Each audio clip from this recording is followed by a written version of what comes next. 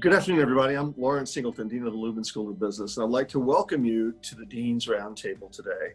I'm really honored to have with us today Mr. Michael Minihan, who's a two-time alum of Pace University. Mike holds both a BBA in finance and a JD from Pace University. He also holds an LLM in taxation from NYU. He's admitted to practice law in both in New York, Connecticut, and the District of Columbia. His current role is as managing partner of BX3 Capital. He joined the firm in 2018 after more than 20 years experience as an international tax attorney and entrepreneur. He joined BX3 to help build the business side of growth stage companies. His firm helps companies secure growth capital, but also manages numerous C-suite functions for its founders, including accounting, tax, legal, marketing, and public relations functions. You'll hear him talk more about this in a few minutes, but he basically helps build out a C-suite for his clients. He's seen virtually every aspect of international tax, having worked for the Internal Revenue Service in private industry and for Big Four public accounting and tax consultancies, KPMG and PwC. He's founded or co-founded several other tax-focused startup ventures. In September of 2018, he provided guidance to a congressional panel consisting of members of the House and Senate on the taxation of cryptocurrencies. He also serves as the president of Arts Westchester, an art gallery in Westchester County, New York, on his board of directors. I'm really honored to have him with us today, so please welcome Mike Minihan. Mike? Thank you very much, and I really appreciate it. Thank you for hosting me today. It's great to chat with everyone. So I can kind of dig in a little bit on some of the things I did and how Pace was part of my journey to where we are today. But I'd like to say, as we go, if anybody has questions, please feel free to just shoot me a chat or put something up. I'm more than happy to make it a dialogue. But yeah, I think kind of the best place to start is how Pace was part of my journey and how I ended up there. So I grew up in Westchester, and as I was approaching the end of high school and trying to figure out what I was going to do, I was really pretty set on becoming an auto mechanic, and my parents were pretty set on me at least trying college for a while.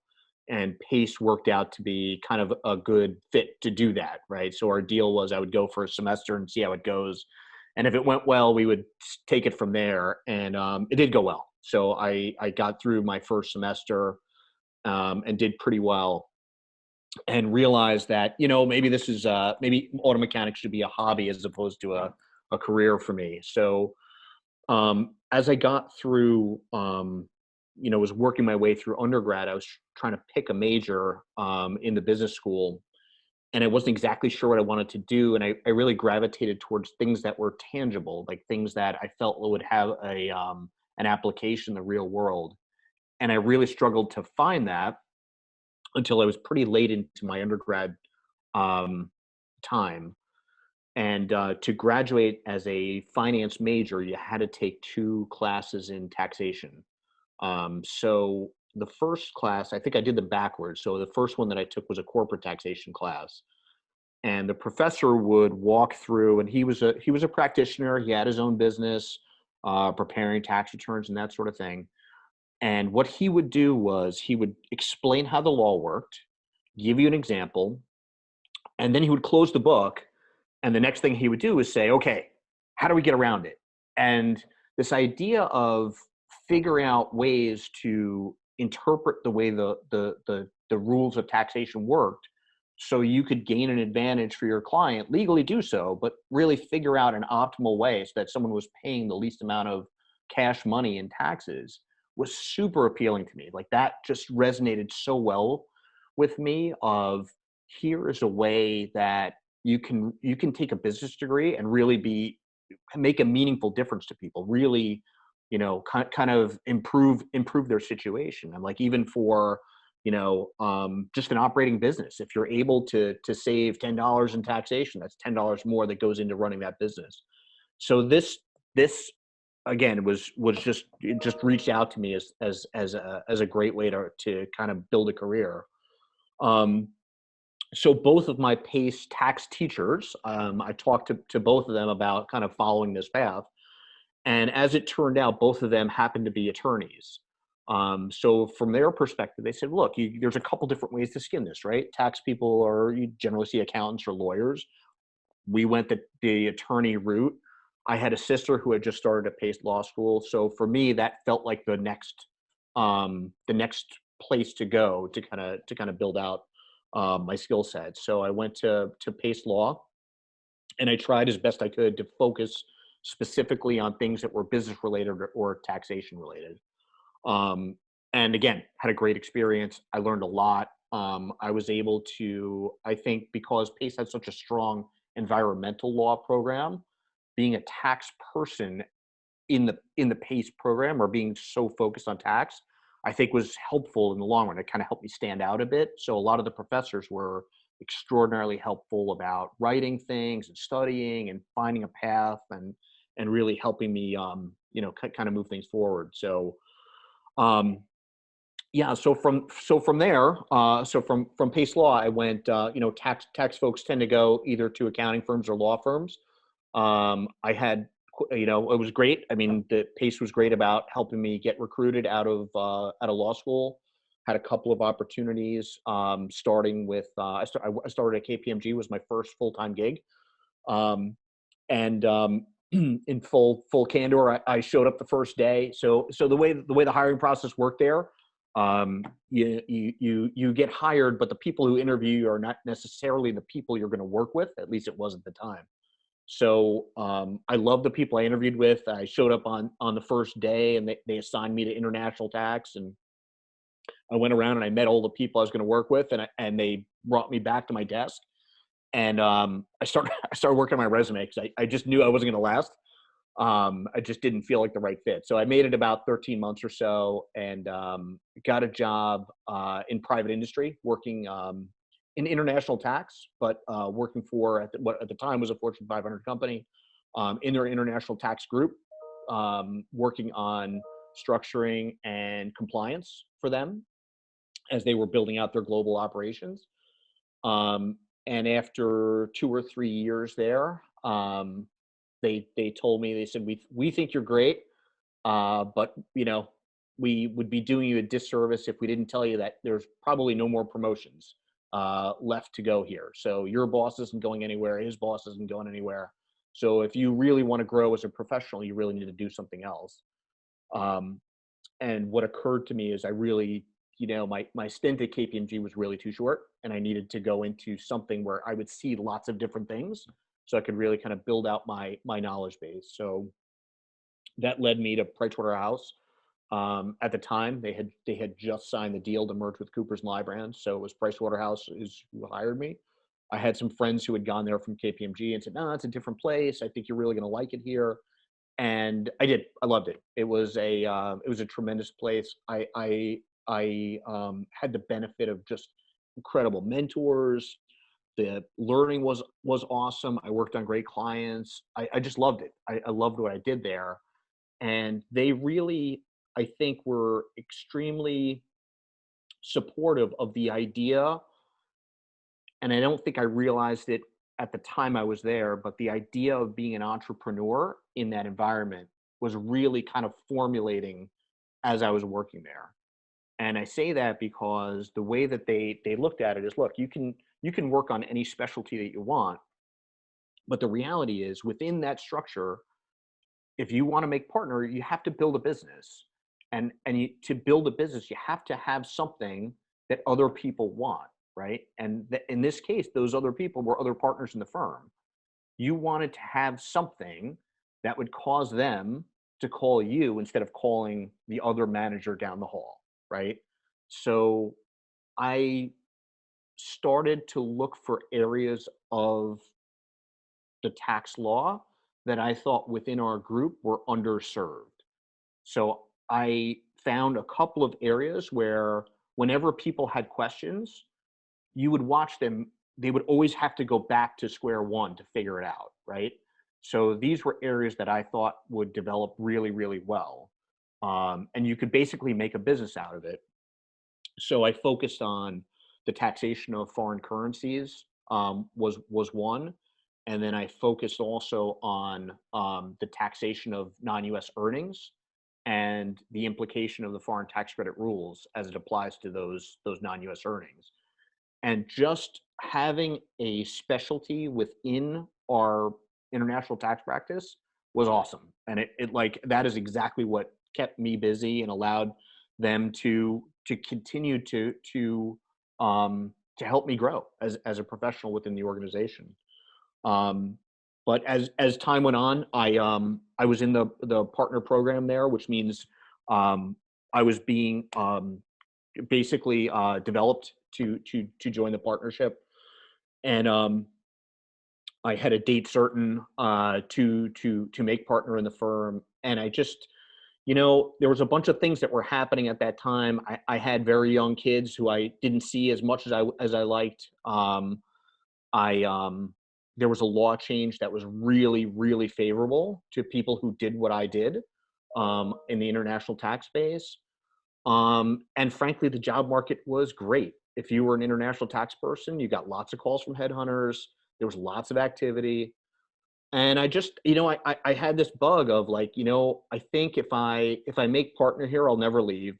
And if I leave and do something else and I don't make partner, I feel like my downside is not very low. Like I would be able to either come back to the firm and say, look, I'm really sorry that I left. Here's why I left. I wanted to experience something that I couldn't get here, and here are all the lessons I learned, and here's why I should come back as a partner. And if that didn't work, I felt like I could go to EY or Deloitte and say, look, I think I should be a direct admit partner because here are all the things that I've done that nobody else has done. Here are the lessons I learned. Here are things I did really well, and here are things I failed at. But those failures gave me a really good base of experience that I don't think any of your other partners have. It just never came to that. So I left, and a couple of guys followed me, which was awesome. And we started growing, and it just took off. So we started building out this practice, which was an international tax consultancy. We were like a boutique shop. We worked, I wouldn't say exclusively with Fortune 500 companies, but probably 80% of our client base was companies that were, quite large and global in nature. And we filled a gap in the marketplace, right? We were not Washington national tax. We weren't figuring out policy. What we were doing is going in there, bringing teams of people and just getting big, complicated international tax projects done. And that resonated really, really well with a lot of companies in that space. So over the course of 10 years, we were able to grow that firm. We built affiliations throughout the world that got us into 29 countries. We had firms in 29 countries would carry our cards. We did work again with, we probably finished, we probably had 100 active clients, 300 pretty strong prospects and former clients. And it was great. It was a really fun experience to kind of build that and run that and grow that. And we just reached a point where it was time to figure out what the next step was. And we had an opportunity. We were approached by a firm that was a specialized tax firm that didn't have international tax, didn't have a good presence in the Northeast, and they were interested in what we were doing. So they made us an offer to buy the business and join their partnership. And that was it was a good opportunity for us. And it was more than just for me personally financially. It was a good opportunity for all of the people who had kind of grown up in our firm over the years. Here were many, many, many more. So I think I said we had like 300 good prospects in our database. These guys had like 3,000 prospects in their database. It was just a much bigger opportunity for not just us, but for the other people in our firm. So we sold that business at the end of 2014. And after 3 years of transition to the new owners, I had kind of a decision point in my own life of, do I want to stay here as a partner in the new firm, or do I want to try something new? And I was ready to try something new. So as part of that deal, I had to find something where I was not competing with them. So I got into more of like just like general business consulting for startups. And we started specifically by consulting with companies that were involved with blockchain and digital currencies. So from there, we were growing as, again, a general business consultancy. We set up an in-house law firm. We did some accounting work. We did some tax compliance work, some marketing, public relations. And that business has kind of morphed over the course of the last almost 3 years at this point, where really what it looks like today is we've got folks who focus specifically on the capital side of business. So companies that are growth stage, emerging businesses. It doesn't have to be blockchain anymore, although that's some of what we do. But really, it's just good ideas, good founders come in, and most typically, they're looking for outside investors to help them take their business to the next level. They want to grow exponentially. They want to do something bigger than what they are today, and they need money to do it. And almost invariably, those folks need something else, and that's where our service side comes in. So that service side is, again, it's legal, accounting, tax, marketing, public relations. What we're really doing is we're supporting that founder. We're building out the C-suite of that business, so when they go before an investor, they're prepared, right? They have kind of checked all of those boxes to ensure that when they ask for money, they're ready to ask for money, because the institutional investors who we can bring to them to get them interested in the business have an expectation of what that business should look like. We help them get there to what does that business look like.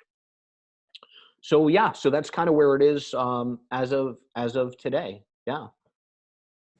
Well, because you might have any questions, Ileana's, I see her on the screen now. She can raise your hand, or you can put it in the chat and she can recognize you that way.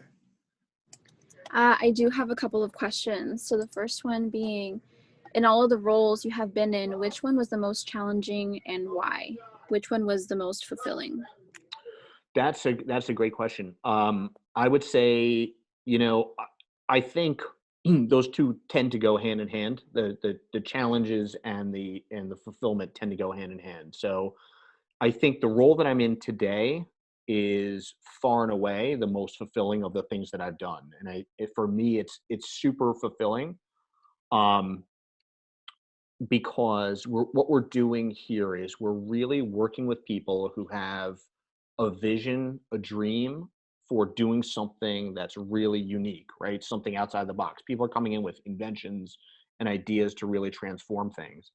Our ability to be successful and help them raise capital or build that business or that sort of thing, if we're able to get them there, it's incredibly fulfilling. And you can actually see the output of the things that you're doing as it's truly transforming people's lives. So just to give an example, we have a client we're working on now. We started with them about a year ago. At the time we met with them, they had a prototype device that was it's a wellness device, and what it's designed to do is to help people who suffer from ADHD. And what it is it's a non-pharmaceutical way of retraining your brain so that you can refocus when your brain starts to wander away. We have been able to get these guys from prototype stage. Again, it was a founder and a marketer are the two people who came to us. We've gotten them from prototype to the point now where they're actually in production and selling units to the public at large. And it's part of the reward of that is you get the feedback from the people who are getting the early, early beta versions of the product. And they're saying, yes, you told us that this was going to be transformative for us, and it is transformative. So back to the first part of the question, is that fulfilling? 100%. Is it challenging? It is incredibly challenging, because these are businesses that in our hearts, we took them on because we thought that they would succeed. That said, all of the challenges are there, including they don't have enough money to operate on a daily basis, right? So they'll run out of cash on a periodic basis. We've had people challenge their intellectual property. We had somebody who thought they were entitled to a royalty or that sort of thing. So there are challenges every day, and it's hard work, but it's extraordinarily fulfilling work. It sounds like you feel very safe in the risky decisions that you've taken in your career. Do you have any tips for us to make sure that we take stock of those things that we have learned and that we are good at, to have a clear definition of what we can bring to the table? Yeah. So I think the way I would describe the things that I've done is they've all been pretty well calculated risks. So leaving PricewaterhouseCoopers and leaving the partnership program there, it felt risky, I would say, and I think a lot of the folks I worked with thought it was a crazy thing to do. But at the time, it wasn't risky, right? Because the job market was really good. And it's one of those things you're going to know pretty quickly whether it works or not, right? In 6 months, if no one's hired you, you're going to run out of money and you're going to have to go get a job. So the downside risk there is I'm betting, 6 months of, I'm betting my 401k for the next 6 months, right? And if it doesn't work out, I got to start saving again. So I think that those risks were pretty calculated along the way. But that said, I think part of being able to do it too is really like, it's just believing in what you're doing. And if you believe in it and you work hard at it, I really do think that stuff happens, right? So things will get quiet and you'll worry that no clients are coming. But if you just stay with it every single day and do something to move the ball forward every single day, stuff happens. What suggestions do you have for students in today's climate? Yeah, it's good. That's a good one too. I think I think it's helpful to look for ways to distinguish yourself, right? So when we hire folks, I've hired a lot of people over the years through the tax business. I probably hired hundreds of people over the years through the tax business, and through what we're doing now, it's less so. But the fundamentals of the people we hire is really the same, right? So believe it or not, the first quality we look for is likability. We're in a client service business. I want to work with people I want to spend time with, right? I want to work with people who are enjoyable or friendly. They're outgoing. They can command a room. You could teach anybody tax. You could teach anybody Excel or that sort of thing. It's really the fundamental people skills are so critically important. And then the other thing I look for are things on the resume that are distinguishing, right? We see lots of resumes of people who have, 3 5s and 3 7s and that sort of thing. And it's great, but some of the best people I've hired have been sub 3.0. And the reason they've been great at what they do is because the reason they're sub 3.0 is because they were doing something that's super relevant to the work that we're doing, the clients we serve, or that sort of thing. So I think it's just distinguishing yourself and really just, even if your grades aren't great, it's just really just figuring out how to set yourself apart. Okay. Do you see more B2B or more B2C in this environment? I wouldn't say, I think it's a mix. I'm probably 50-50 in terms of the stuff that we see. We probably get pitched, I probably get 10 decks a week is what I would guess. And they're probably half and half. It's probably half B2B and half B2C. Many startups end up failing. Are there any tell signs that help you identify what projects have the potential to be successful? Yeah. So as we get further along, we get better at picking them. But it's 100% true. Early on, we're looking for, it goes back to the hiring thing, right? The number one thing is, what's the founder like? Is the founder invested in what they're doing? Are they, what is their level of commitment, right? Are they willing to move things forward with or without investor capital, right? If they're going to find a way to bootstrap and move things along, no matter what, that's a really good sign. How does the founder react to challenges? How do they react to problems? How have they dealt with problems to begin with? So I think, number one is a good founder. And number two, we start to poke around a little bit at some of the financial stuff, right? So companies that are coming to us when they're already behind the 8 ball in terms of needing money, that tends to be a problem that doesn't go away easily. And it's much harder to raise money if you need money than if you don't need money. What are the average startup expenses with launching an international tax firm? How do you launch a marketing and investment plan for your field? Okay, so that's a good question. So the startup expenses were relatively low because when we started, it was all sweat equity, right? It's the founders were the people who were doing the work day in, day out. Once the engagement started to grow and scale, we started to hire people to, to kind of help manage the workload. We didn't really start scaling up our employee count until we had the clients behind it. So for us, it was like, the way we thought about it was, we wanted to get to the point where, if a 2,000 hour, if a 2,000 hour year is a typical work year, 40 hours a week, 8 hours a day, what we were looking for was reaching the point where people were like 120 to 130% of that. And that's the point at which you say, okay, now I can bring on somebody else and find another project to keep them busy. The marketing and public relations stuff on the tax side, we didn't really take on until we had actually been open for maybe 3 or 4 years, I would say. Yep, because that's just pure overhead, really.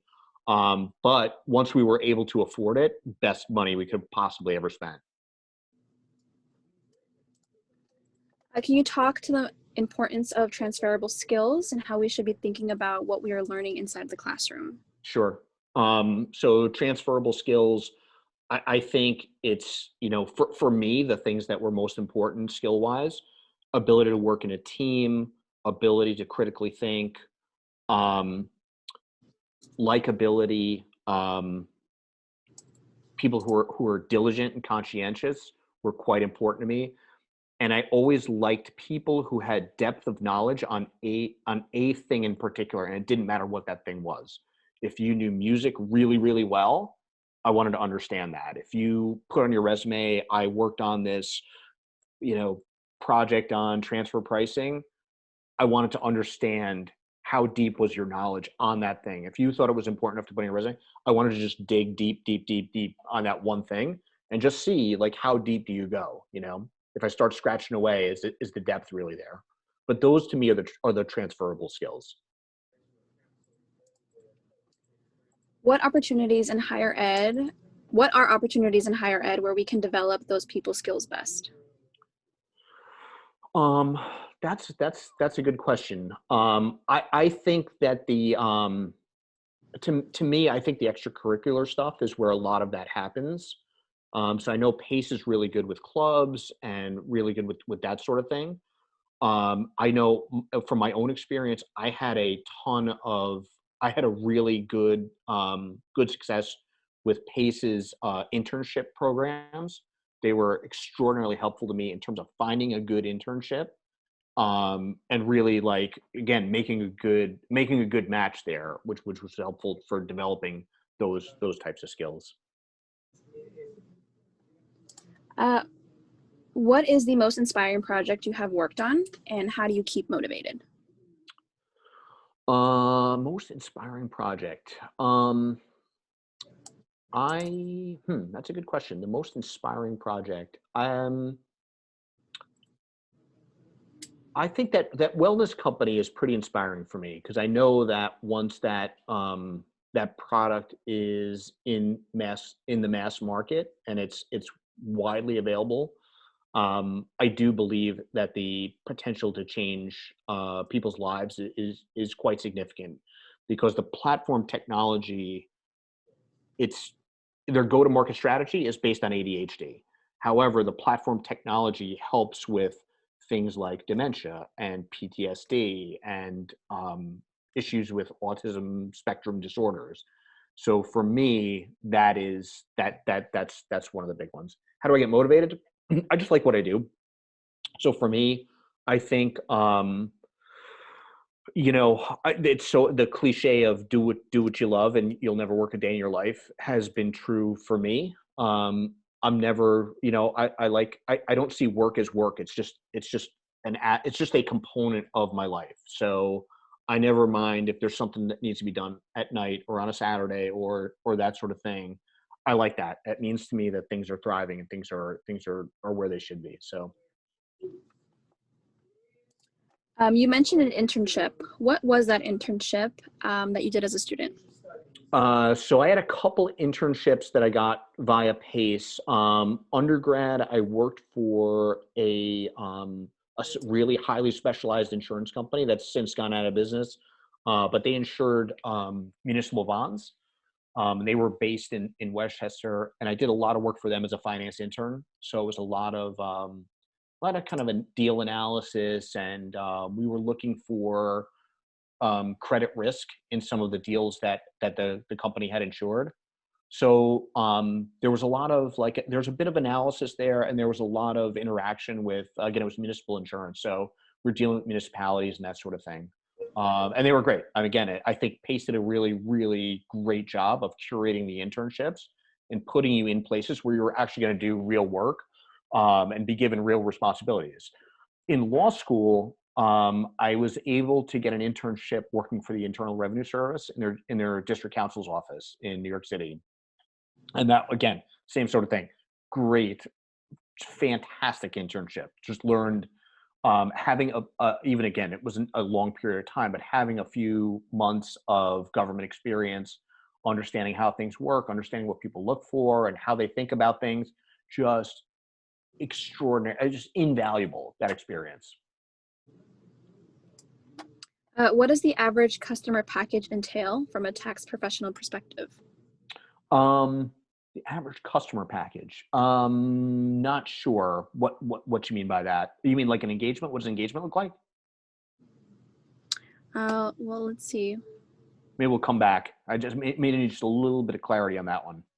Mr. Seeley Ashford, I believe you asked this question. Yes, hi. Hello, Michael. Hello. Hi, how are you? Doing great. So thanks for asking. So basically my question is referring to your offerings for your different startup companies, your base. What's the type okay. What type of packages do you offer them? Like what are you pitching to them? Sure. Or It's a good question. I think there's no average package. There's no set thing, right? So people tend to come in. So I'll give you the most typical scenario. Someone will come in and say, I'm in a situation, I've built the company out to here. I need $5 million to get from X to Y. Okay. So we will work with that founder, start talking, start getting to know them, start to look at what have they done so far to get there. And to raise $5 million, it's more than just making phone calls. There's you need offering documents, you need investor decks, you need financial models. We want to understand their marketing plan and how they position themselves as founders and as a company. Some folks have gotten further along on that path than others. So if we have somebody who comes in, a great founder, great technologist, but they haven't done any of those things to get there, they've basically built it all through sweat equity or that sort of thing, that engagement will typically look like that $5 million we raised on a success basis, where we'll charge them a percentage of the funds that are raised. And that can be anywhere from, again, depends on the situation, but I would say it goes as low as 5%, as high as 10% of the funds raised. Plus we usually take some equity share via a warrant that's out of the money or that sort of thing. And then on the service side, it's like a regular service business. So it's cash for services. And in that situation where nothing's done, we would typically go on a monthly retainer that lasts 6 to 9 months, where they have access to anybody they need in the firm for as much time as it takes to get that stuff done. And then because they're startups, nobody has any money. We tend to get paid on the back end. So we'll take a little bit up front, make sure people have skin in the game, and then on the back end, we get paid for the services performed plus whatever success based fee on the fundraise.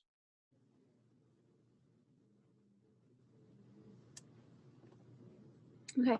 As someone with a humanities background working towards their MBA, Yep. What do you recommend for someone trying to learn new business topics in the classroom while needing to plan ahead and apply for internships/jobs several months in advance? So I think, what do I recommend to plan ahead? I think you're on it, right? It's planning ahead, it's making connections, it's talking to as many people as you possibly can. I think you can never discount the value of networking with people, making contacts, reaching out to people. Yeah, I think that is probably the single most important thing you can do is to get in front of that. To add on to that, any tips on making those connections, growing your network in this new normal? Yeah, so I've had good success in a bunch of different places. So there are so I'll give you a couple, right? So LinkedIn is a great. I mean, that's like the baseline, I think, for everybody to start, right? So at the end of this, if anybody, anybody who's on this call who wants to link in with me, and feel free to link in and just shoot me a note and say that we spoke today. And if you tell me what you're looking for, I'll do what I can to help you out, right? So you can take a poke through the people who are in my contact list. If there's somebody, and again, as you know, some of them are good and some of them are less good in terms of the quality of the contact. But if there's somebody who you would like to meet who's in there, I'm happy to make that connection. I think that as a student looking to get out there, there's a lot of networking that's done in the business communities. So, for example, like the Business Council of Westchester, which is like our local, almost like Chamber of Commerce, they are fantastic about helping people network. So I don't know if they have a student membership, but if they do, I think it's worth the money. And the reality is lots of folks who are in there want to be helpful. They want to figure out ways to help people move forward. So I think I think those are good. And there's a lot of like kind of private networking groups that are out there. If you can link in with some of those, it's the same sort of thing. I think people generally want to be helpful to students. And if they see someone who's looking for something in particular, and they're able to help make a connection, I think that people will do that. I know that I certainly feel that way. A few times you mentioned likability. This is something that's harder to teach to students. To what extent can a university cater to or teach students sociability, or is it out of folks' hands? It's not fully out of it's not fully out of your hands. I think it's a skill that I think gets better over time, right? It gets better. It gets better the more you use it. So I think that this likability, sociability, it's really about I think it comes back to this idea of networking and making connections and talking to people. And when you approach people, it's you have an ask, right? You're looking to make a connection, or you're looking to find a job, or that sort of thing. But I think a lot of that stuff comes back to, everyone has an opportunity to help another person, right? So even no matter what the conversation is, it typically ends with, well, what can I do? Is there anything I can do to help you? Is there anything I can do to, you're a business owner, what can I do to help you? Is there some person who you'd like to meet? Is there, something that I can do to help you move your business forward? So, yeah, anyway, that's the way I think about that. Group projects and collaboration is something we do a lot of. Is it fair to say that these projects emulate teamwork in the workplace? Yes. Yeah. I had really, I had a number of classes in the business school at Pace that were team focused projects where it was extraordinarily close to the experience that I had once I was out and working. Okay. In discussing interviews, there were two traits you identified, likability and having some sort of expertise, which you dig into to see whether there was any genuine depth. When you were interviewed yourself, do you remember if the interviewers made the same effort? If not, what were they looking for? When I was interviewed myself, I mean, over the years, I've been on so many interviews that it just varies person by person. Some people are good at it, and some people are very focused, right? Some people are, I'm hiring a tax manager. I need to know that your accounting skills are up to snuff. I need to know what tax stuff you've seen, and don't care a lot less about the personal stuff. For me, I always saw the business as it's front and center. It's a client service business, right? And if people like you, they will figure out a way to send work in your direction and keep you busy. If people don't like you, they will use you until it's not convenient to do so anymore, and we'll get rid of you as quickly as possible. So I think there were, I think again, the interviews that I had, they really ran the gamut of people who were focused exclusively on the job and capability to do the job, and people who took a more holistic approach to what you do day in, day out, every day, and wanted to make sure that they were working with people who are, gonna work out. Is there a mistake you feel you have made during your career path? How do you rebound from that, and what did you learn? Yeah, I mean, I think I make a mistake every day, at least one. How do you rebound from it? I think it's, I think I just try not to let it. If I just try to learn something from doing something dumb, it's great. But sometimes it takes a few times to figure it out. But I think I've made like bad hiring decisions over the years. I've picked people, I think, I've overlooked things that I shouldn't have overlooked in the hiring process. Things that should have been red flags, that I missed. I think I would say that's where those have been the most difficult ones, I think. Without using names, do you have any clients that were exceptionally difficult? Yes. What were some of the challenges you experienced with that relationship? Yes. I've had, sure. We've had clients who again, in all different capacities. I've had clients who are unreasonable in terms of time demands or fee demands or that sort of thing. Today, I've got clients who are difficult because, we're hired to advise them and help guide them, and they'll just ignore what we're telling them, and it backfires. So we have one. It's not a client; it's a prospect, but people we were talking to for probably 6 months, and looking to do a pretty significant raise. I mean, these guys were looking to raise, I think, $20 million at $100 million valuation. Is a pretty good size firm in terms of their growth trajectory.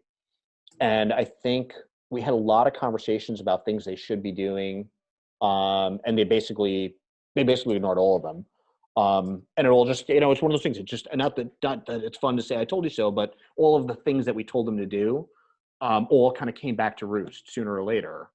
And it just, again, their business started to decline, and it became unfeasible for us to even take them on as a client formally. So,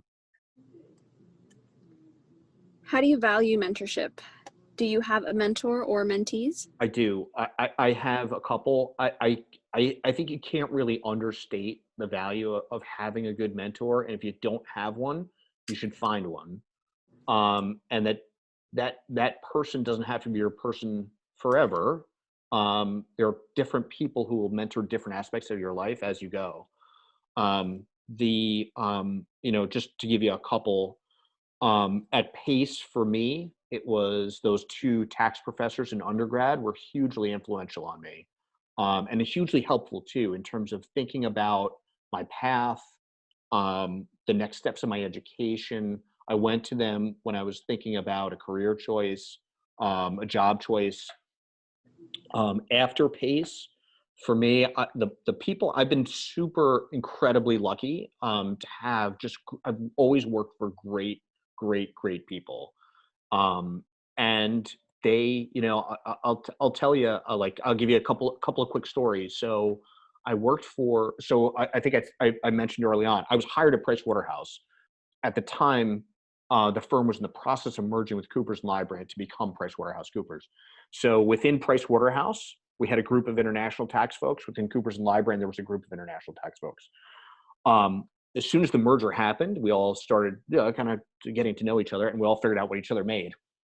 And it turned out the Coopers & Lybrand's folks all made more than we did. So I went to the guy I was working for, and I sat down. I said, "Look, I'm not quitting. I'm not. I'm just telling you that this is out there. And look, to come up on a promotion cycle or a raise cycle. I'm not asking you to, the disparity is uncomfortable. I'd like to get a little bit closer, right?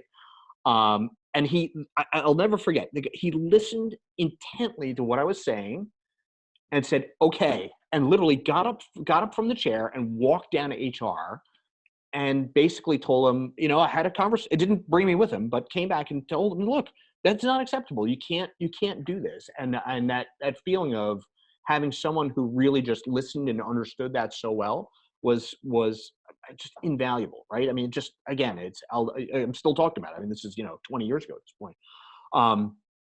The other one that was great was another PricewaterhouseCoopers partner. So it was the guy I worked for, the person who I last worked for before I left the firm. And I can't say enough good things. So I came to him at the point at which I was thinking about leaving the firm and starting something new. And he, to his credit, never said, don't do that, that's a mistake. He sat down and said, you know what, let's take some time and let's figure this out together. Because look, if you're going to leave, you're going to leave. And if there's something that you don't know about the firm that you should know, I want to make sure that you get that information so you make the best decision that you possibly can. So my quitting process actually took almost 6 months from the time that I first said to him, look, I'm thinking about doing this, to the point where I actually cleaned out my desk and walked out the door. That process took 6 months. And at least once a week, he would sit down and say, how you doing? What are you thinking? What are you feeling? And we would sit down, and he had a whiteboard in his office. We would sit down and he would do pros and cons lists. And some days he'd be like, I get it. I think, it seems like the right thing to do. I think you should leave. And some days he'd be like, I don't know if you realize it, but blah, blah, blah is going to happen, and it's going to change this, that, or the other thing. Right. And again, I mean, now this is 15 years gone by. And I tell you, it is just so, again, it's just so influential in my life. So in terms of mentorship, if you haven't found one yet, find one. And if you have one who's not doing if you're not getting enough out of it, you got to find somebody else, because it really is critical. That's excellent. That's really excellent that you've had that kind of experiences coming up. I think we have time for maybe one more question. Okay. Yeah, one more. Okay. You mentioned that you like to found who are, I don't think this was phrased right, founders who are sincerely invested and interested in what they are attempting to do. Do you encounter founders who are more emotionally detached from their endeavor? Yes. But you see the business plans look solid, or yes, is it worthwhile? It can be. It can be. So we get we often get people who are serial entrepreneurs, and this is their 4th or 5th company, and they're working on 4 or 5 different things at a time. And sometimes that's good, and sometimes it's not good. Sometimes that's an indication that the person is pretty distracted and is not going to focus exclusively on the thing we're here to talk about today. So again, it really is.